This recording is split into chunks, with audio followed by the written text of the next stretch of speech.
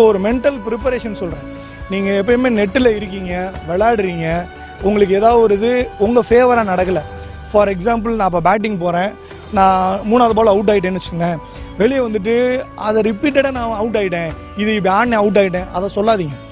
எப்பயுமே என்ன நடக்கணுமோ அதை சொல்லுங்கள்.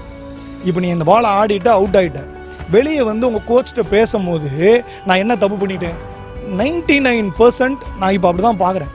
அங்கே போய் நிற்போம் நாங்கள், அந்த பையன் அழகாக பேட்டிங் ஆடிருப்பான், ஒரு 4-5 பால் தான், கிட்டத்தட்ட ஒரு 80 பால் போட்டிருப்பாங்க, 80 பாலில் 70 பால் கண்ணில் ஊற்றுற மாதிரி ஆடிருப்பான்.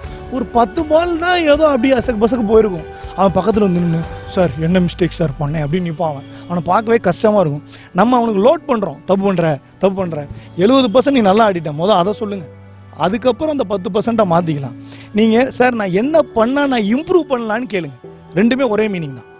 கரெக்டா? நான் என்ன தப்பு பண்ணியிருக்கேன்றதும் ஒரே மீனிங் தான், நான் என்ன பண்ண நான் இம்ப்ரூவ் ஆக முடியுன்றது ஒரே மீனிங் தான். ஆனால் ரெண்டு கூட வேல்யூ வைப்ரேஷன் ஜாஸ்தி, இன்னும் பாசிட்டிவாக இருக்கும். அவங்க இன்னும் ஜாஸ்தியாக சொல்லுவாங்க. அப்போ நமக்குள்ள ஒரு குற்ற உணர்ச்சி இருக்காது. வெளியே வந்து நான் என்ன மிஸ்டேக் பண்ணேன், நீ இது பண்ணதெல்லாம் தப்புன்னா, அப்போ இவ்வளோ தப்பு பண்ணிட்டாமா, நமக்கு ஒரு குற்ற உணர்ச்சி இருக்கும். நான் என்ன பண்ண இன்னும் பெட்டராக பண்ணலாம், பெட்டராக இருக்கும். சரியா? All the best guys. இது போல் நிறையா மேட்ச் பாருங்க, நிறையா விளையாடுங்க. குட்டி உங்கள் பேர் என்னடா? அக்ஷயா. ஒரு நல்ல அப்ளாஸ் கொடுத்துடலாம் உங்களுக்கு. வெரி ஹாப்பிங்க. வா குட்டி. God bless you. தயவுசெய்து இதே போல் பொண்ணுகளை இருந்தாலும் விளையாட வைங்க.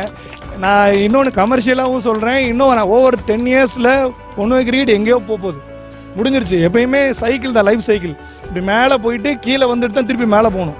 இந்தியன் மென் கிரிக்கெட் பீக் அடிச்சிருச்சு. இத்தனை கோடிக்கு மேலே அது எப்படி போகுமான்னு எனக்கு தெரியல. ஓவர் த பீரியட் நீ இதை கீழே வந்துட்டு மேலே போகலாம். கீழே வர விடாமல் அவங்க என்ன பண்ண பார்ப்பாங்கன்னா, விமன் கிரிக்கெட்டை இது கூட மேலே கொண்டு போக சான்சஸ் ஜாஸ்தி. அதனால இந்த படத்தில் விஜய் பாடின மாதிரி சிங்க பெண்கள்லாம் நிறைய பேருக்கு நல்ல ஆப்பர்ச்சுனிட்டி இருக்குது. பொண்ணுகளையும் தைரியமாக விளையாட வைங்க. நம்ம நாட்டுக்கு பொண்ணுகளும் வேணும், பொண்ணுகளும் கப் வாங்கி கொடுக்கலாம். வேர்ல்டு கப் பசங்க வாங்கி கொடுத்தா மட்டும் இல்லை, பொண்ணுகளும் வாங்கி கொடுக்கலாம்.